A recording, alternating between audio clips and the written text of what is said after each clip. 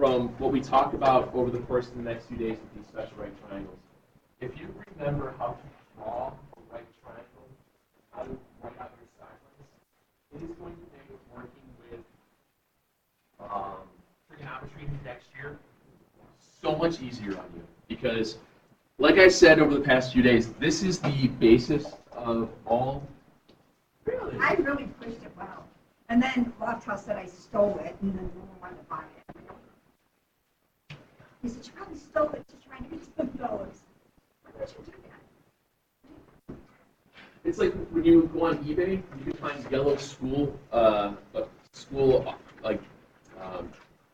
calculators. Right. People are selling.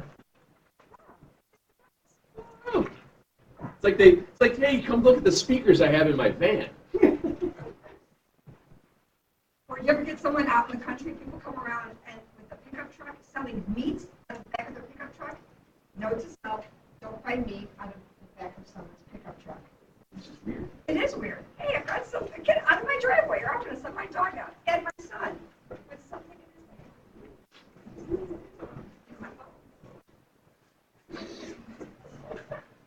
hand. Oh, I see pretty well.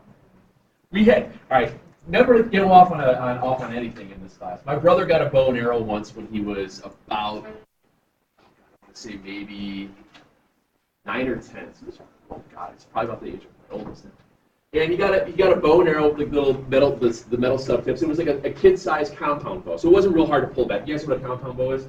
The pulleys on it, the ones that you pull through. So we had hay bales in our backyard, and we would shoot targets and all that kind of stuff. That's it. So it was like, all right, you got pretty decent. It was always kind of fun. But one day we were sitting out in the front yard, and he's like, I wonder what would happen if he shot straight up in the air. There happened to be a garage sale going on about 2 houses down across the street.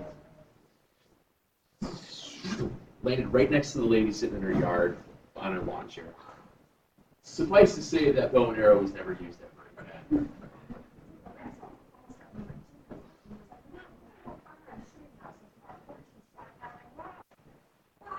Wow, girls! Well, he was planning for dinner. There you go. Every day this guy's a girl, there were no chickens farming eggs. It was scary. They lost out of neighbors.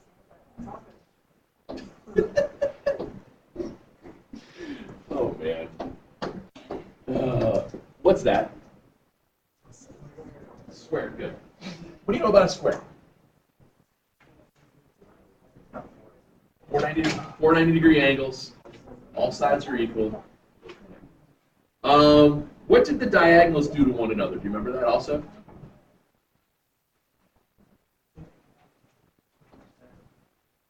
Diagonals bisect. Oh, yee. Sorry about that. Diagonals inside of a square were also perpendicular, and they bisect each other. So if I go through this, you're going to see that you've got a ton of right triangles. You have 4 right triangles on the inside. More specifically, you have 4 isosceles right triangles on the inside. On the outside, if you look at it closely, you'll also notice that you have, you have 2 isosceles right triangles. Everybody see that okay? So when you have isosceles right triangles, that means you've got 2 legs that are congruent and 2 base angles that are. You guys remember what those base angles have to measure? How much? 45, very good. So these angles in here become 45 degrees because they get bisected through.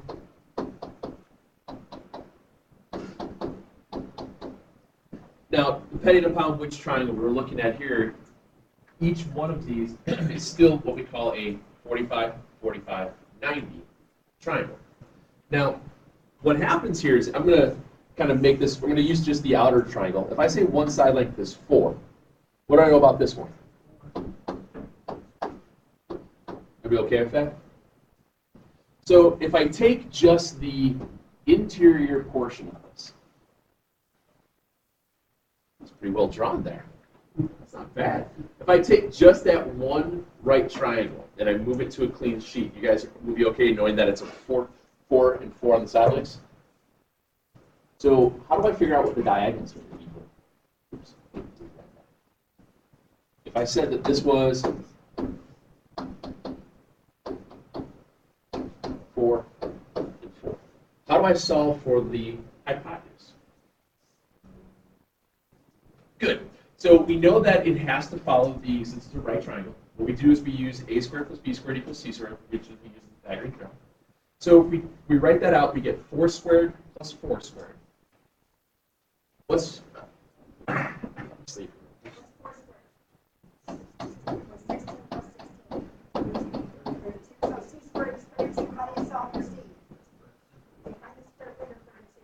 This is where it becomes really important with your calculators. Use your calculator, don't guess them anymore. What was it? So you get 4 root 2 for that. What happens if that 4 side length becomes 14? What would you do in the calculator?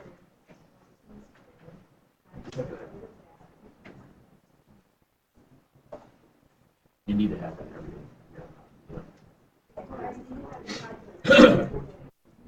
You would get 14 root 2. Okay. What happens here over time, no matter what I change this to, if I change this to 8, what do you think that's going to be? 8 root 2. So you get in these what are called 45, 45, 90 right triangles, you're going to get this special pattern that no matter what you do, when you are opposite, you're 45. When you're opposite, you're 45. When your 45-degree angle is looking at the side across from it, we call that value x, which means the other side has to also be x because it's isosceles, which means the side opposite the 90 is going to be that value of x times the square root of 2. So what we do here is I set up, and I do this a little bit differently than the textbook does. I do this a little bit differently than Lofthouse and Fontana. We're all subtly different in the way that we set up our problems when we deal with certain things in geometry. I use what I call an algebraic jig. Do you guys know what a jig is in terms of woodworking?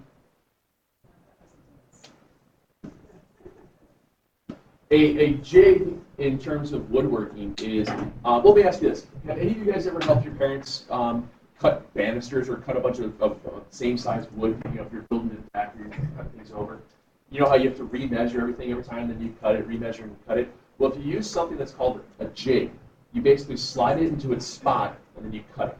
You slide it to a spot and you cut it. So you know where it's like a stop point. So if I was cutting like banisters for a deck ramping, I would build something that would just be like a flat piece of wood and then nail in like a 2x4 here, so that way I just lay the lumber down here and I cut it right there.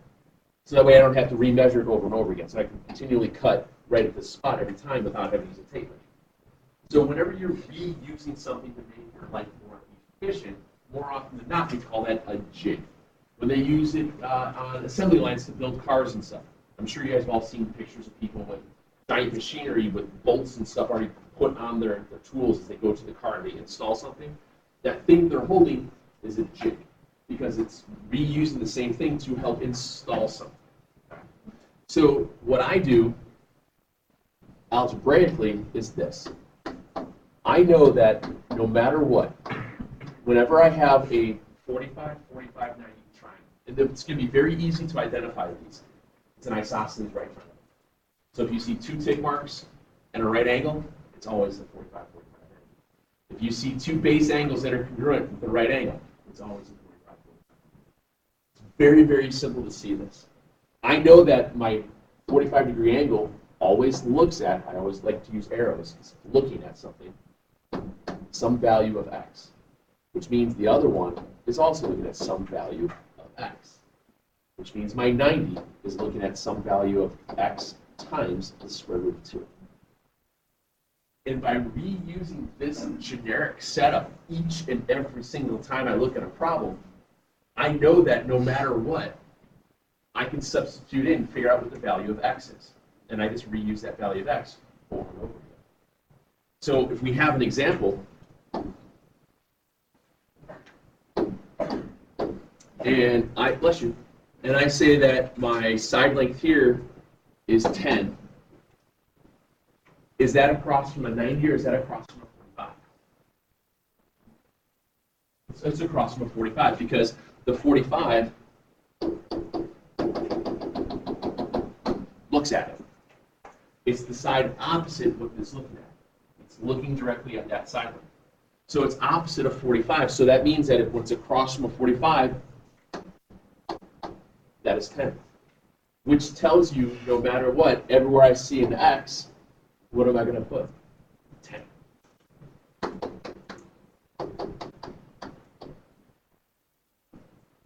By reusing this jig, if you will, it allows me to do that. Okay? It can be anything.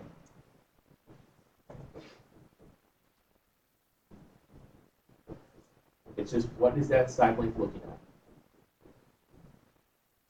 at? If this is looking at, use my jig.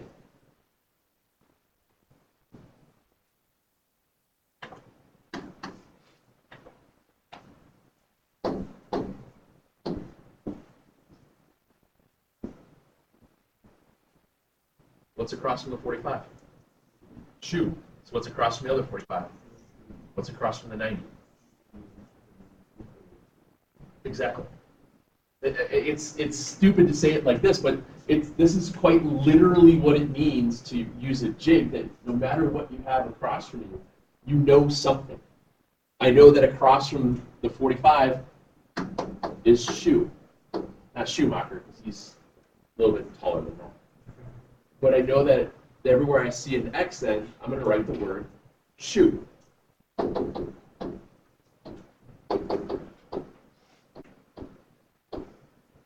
I'm not solving anything. I'm just literally substituting something in for something else. And that's a giant thing that we can do when we're working with algebra, with this, what we call the jig. Okay. Now, there is weirdness that can occur. Okay? There is weirdness that occurs in these things. For example, read this one just. Sometimes you're not given across from a 45. Sometimes you're given across from the 90. For example, let's say we're given this as 5√2. What angle do you know across from it? The 90. Which means, what do I have to set the x times the square root of 2 equal to? I set this equal to 5√2. Now, I'm showing this as an overly simplified way in how this is going to work. Because what I want you to see here is, on the left-hand side, it says x times the square root of 2. How do you undo multiply? Divide. So I would have to get the x value by itself. I would divide both sides by the square root of 2. Now, in your multi-view calculators, I should probably pull mine out so you can see it.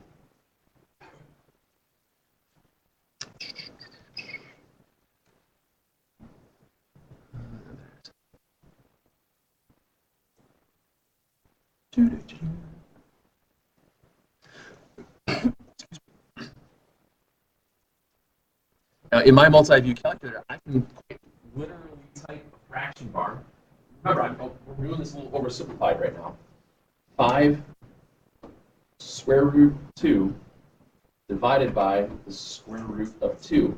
Hit enter. What do you get for x? You guys probably figured out.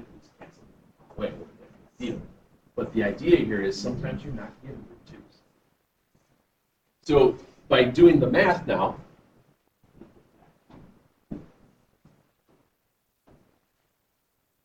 that means x equals 5. So everywhere I see an x, what am I going to replace it with? 5.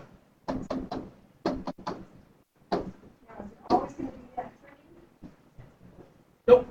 And that's where the idea of using the multi-view calculator and having that calculator is a godsend.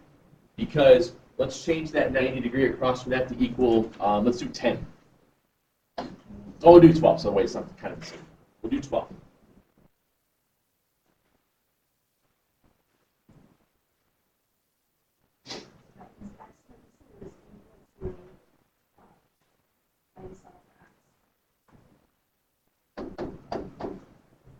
How do you undo multiply? How much? What do you do? You divide. So you'd have to divide both sides by 12. Excuse me, by root 2. What you're doing here, guys, is you're setting yourself up to solve a one-step algebraic equation. And that's not asking much. Because when I type that in my calculator, if I type in 12 divided by the square root of 2, my multi-view calculator does what we call rationalizes the denominator and simplifies it out. And it gives you an answer of 6 root 2. Whereas if you don't have that multi-view calculator, you had to go through the process of rationalizing the denominator, which you don't want to do. You have to multiply by root 2 over root 2, get 12 root 2 over 2, which is 6 root 2. You can do it, it's a whole lot more work. 12 divided by the square root of 2 gives you the answer right. That's why we were saying all along that calculator does it for you. So that means that across from every value of x then is going to have this of 6 root 2. So everywhere I see an x, what do I replace it with? 6 root 2. And if you really want to get fancy, that means that the triangle itself is a right triangle and has side lengths of 6 root 2. So if I take the quantity 6 root 2 squared plus the quantity 6 root 2 squared and hit enter, I should get 144, which happens to be 12 squared. Right. That's where this stuff is coming into, guys, where we're going to look at a specific problem, identify if it's going to be an isosceles right triangle, or in a second here, we're going to talk about another right triangle, and then work off of it. Okay. But over and over and over again, it all stems from, can you solve one simple equation? Okay. Not terrible, just looks weird to start with. Okay. Let me show you the other one. The other triangle that we deal with over and over again is what we call, oops, wrong button. It stems from an equilateral triangle. What do you know about an equilateral triangle?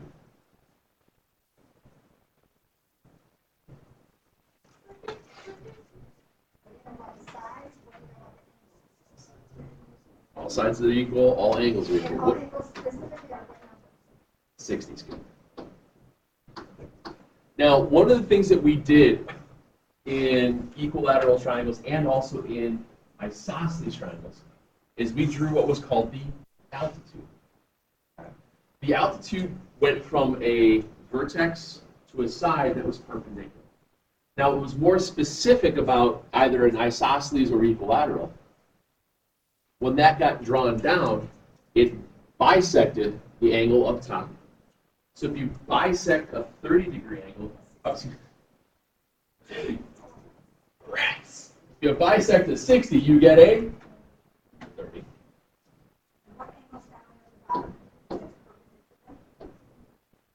Correct.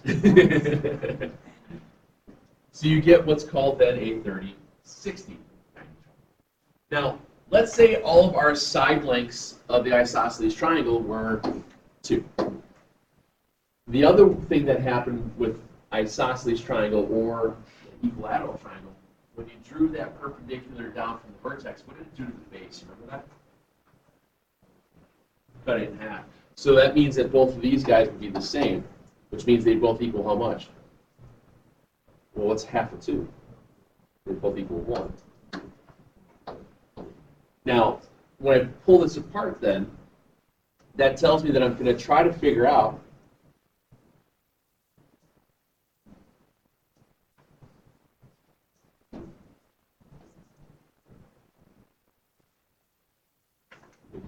rewrite this real quick. When I pull this apart here, here's my 2, here's my 1, right angle. I don't know what this side is, but this is 30, this is my 60. Is the missing side length a leg of the triangle or a hypotenuse of the triangle? It's a leg, good. What theorem do we know how to find missing side lengths of a right triangle? Dude, you want to write this down. What do I want to use? Yeah. So what I'm looking at then, so I have something squared plus 1 squared is 2 squared. What's 1 squared? 1. What's 2 squared? 4. So I get x squared plus 1 equals 4. Subtract 1. And then how do you undo squaring again? Square root it. So x would equal then the square root of 3. Well, that means then here is that. Yes, sir.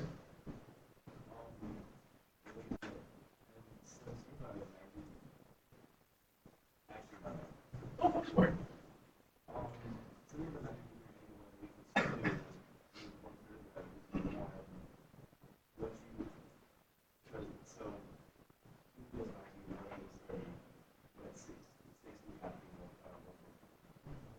Oh, I see. You're trying to think of it in terms of ratios off of the angles there.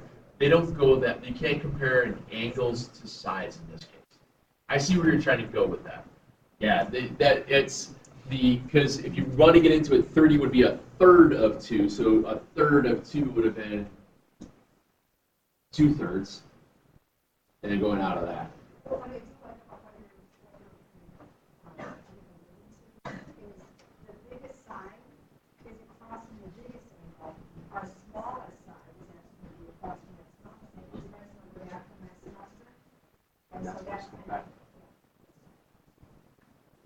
So what happens with this pattern then, instead of being 45, 45, 90, we call this now a, I don't know.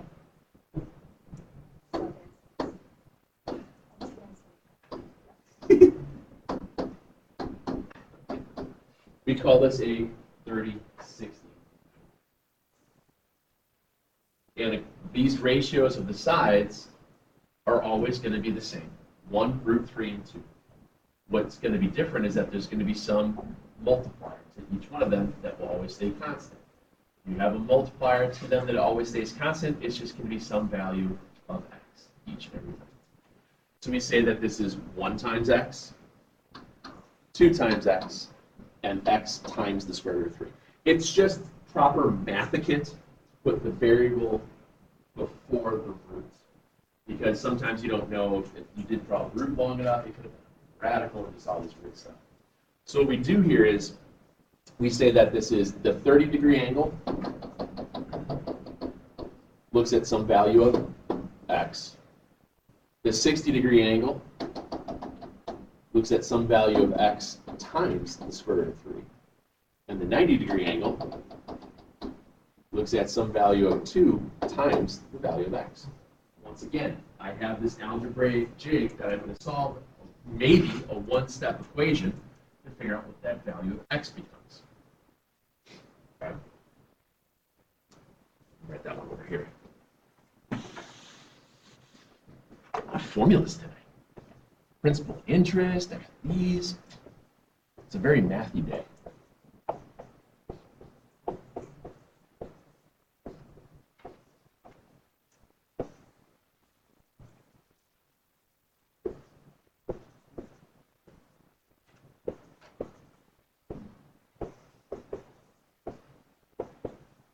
So it just depends upon what the problem looks like to know which one you're looking at. Okay. So if I give you guys a value across from the 90, and let's say across from the 90 is 12. I know that my value across from 90, that side length is equal to 12. What do I put that across from? The x root 3, or the 2x? Which one? The 2x, because it is the 90 is looking at a side length of 12. Yes, ma'am. Yes, ma'am. And that's what's nice about using this algebraic style of this, is that those values never fluctuate. It's always going to be x root 3, and 2x. Which side you know across from is which side you set it equal to solve for that value of x. And I know every one of you guys can solve a one-step equation. It's super easy. So I know that 2x equals 12. How do you undo multiplying by 2? Divide it, right. So what's x equal to? So everywhere I see an x, what do I replace it with? 6. And those are your other side lengths. Just by working out of this idea of knowing what you have and what you can put in, where you can put things. Okay. This is where geometry becomes extraordinarily visual. Being able to have pictures and diagrams and be able to draw arrows back and forth what you're looking at makes everything so much easier. So I know that I wanted to go through like a ton of examples. What I wanted to do is make sure that you have pictures so you have to constantly redraw them. And I'll send a stapler around so that way you guys can throw these in your notes as well. But the idea is, which triangle are you working with? Which angles are you drawing across from? We're always talking about what angle is opposite you. What are you looking at? That's what I mean by a lot of this stuff.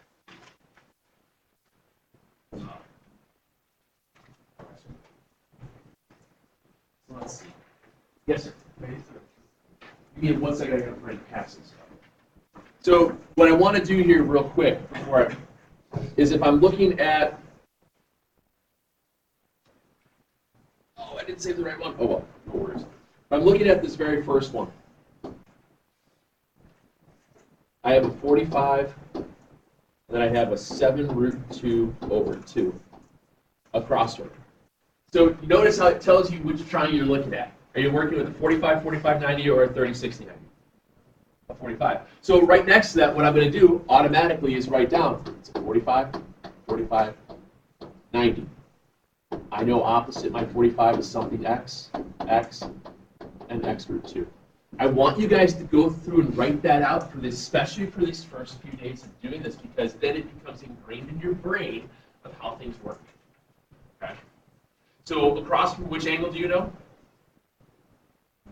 The 45. So that means that across from my 45 is this number 7 root 2 over 2, which means what is playing the role of x? 7 root 2 over 2, which means what's across from the other 45? Exactly. 7 root 2 over 2. But then I have to figure out, well, what do I do to figure out what's across from the 90 then? Well, in my calculator, I put 7 root 2 over 2 times square root of 2. And I type it in literally like that, and it will spit out my answer. Try that. Type that in real quick. See what you get.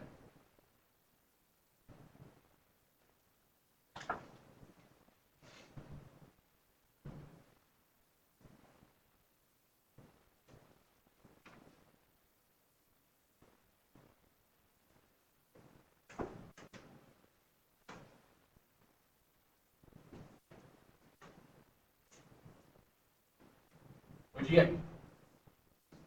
7. Exactly. So that means that across from the 90, you get 7. So what do you put on your diagram? 7. That's what we're doing. You're taking this algebraic setup of which triangle you're working with, you're figuring out what that mysterious value of x could be, and you're quite literally pressing the button on your calculator. Okay? What do you do for the next one? Is it a 45, 45, 90, or a 30, 60, 90? It's a 45. Very good. And the reason we know it's a 45 because how do we know it's 45? Because it says 45. So you know opposite of 45. So again, you write out 45, 45, 90.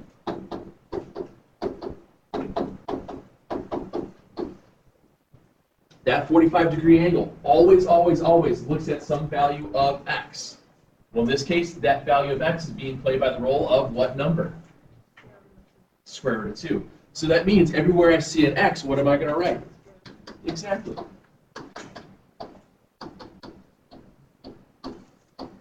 And what do you think the square root of 2 times the square root of 2 is going to equal? That's what we're doing. By working through these special right triangles, you're able to do these things quickly and horribly, horribly efficiently by using these little jig things. Okay? Number 3, what are you looking at? We're looking at a 30, 60, 90. Is it okay that the orientation of the triangle moved? Is it okay that it's flipped itself around? Yeah.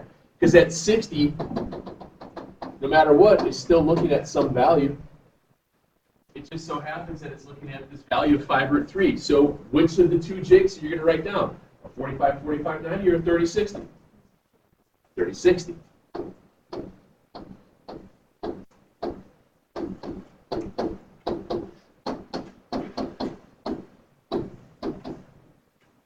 And again, you've already denoted in a diagram of what value you have. You have the across from the 60, which means in my algebraic jig, which side do I set equal to? Or let me phrase that. What side, which of the three, the 30, 60, or 90, do I set the 5 root 3 equal to? The 60. So that means x times the square root of 3 equals 5 times the square root of 3. What's x? Ooh. What's x? 5. Yeah, because across from the 60 is looking at the value of x times the square root of 3. Well, in this case, that value in our problem is 5 root 3. So that means I have an equation, x times the square root of 3 equals 5 root 3. So I divide both by root 3. I get x equals 5. So I'm going with that now? I'm setting it up so that way I know that there's some multiplier to it. In this case, I know that multiplier is 5. So everywhere else I see an x, what am I going to put? 5. So across my 30, it's 5. And across from my 90 is 10. Just by solving that quick one-step equation to figure out what that multiplier is. That's how this stuff works. It's the same thing each and every time, no matter what the numbers look like. Okay? But you're right. Why don't you guys, let's do the next 3. Go 4, 5, and 6 real quick. Then we'll check them again.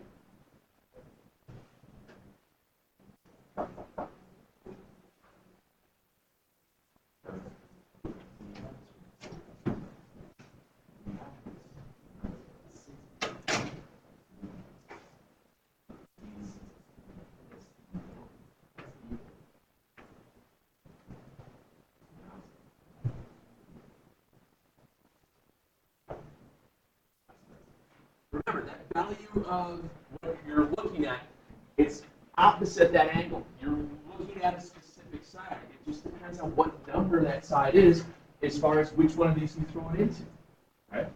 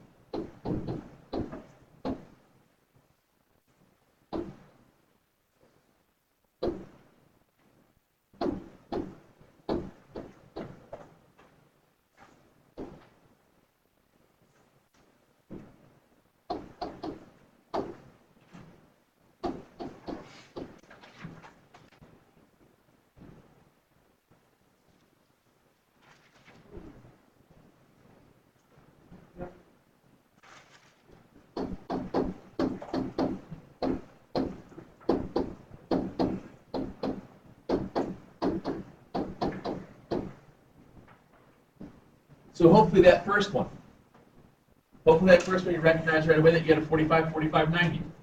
Across from which angle do you know? 45, good. So I know that across from one of my 45-degree angles, it's looking at the 4 root 2, which means across from the 45 is some value of x, which happens to be 4 root 2, which means across from the other side is 4 root 2. And across from the 90 will be 4 root 2 times the square root of 2. And we just did this a second ago. What's the square root of 2 times the square root of 2? What's 2 times 4? And so this side equals 8.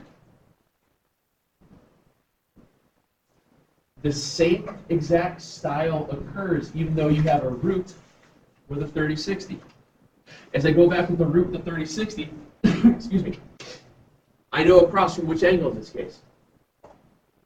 The 30, because it looks at it. You're always looking at the side opposite you. So it's looking at a 30.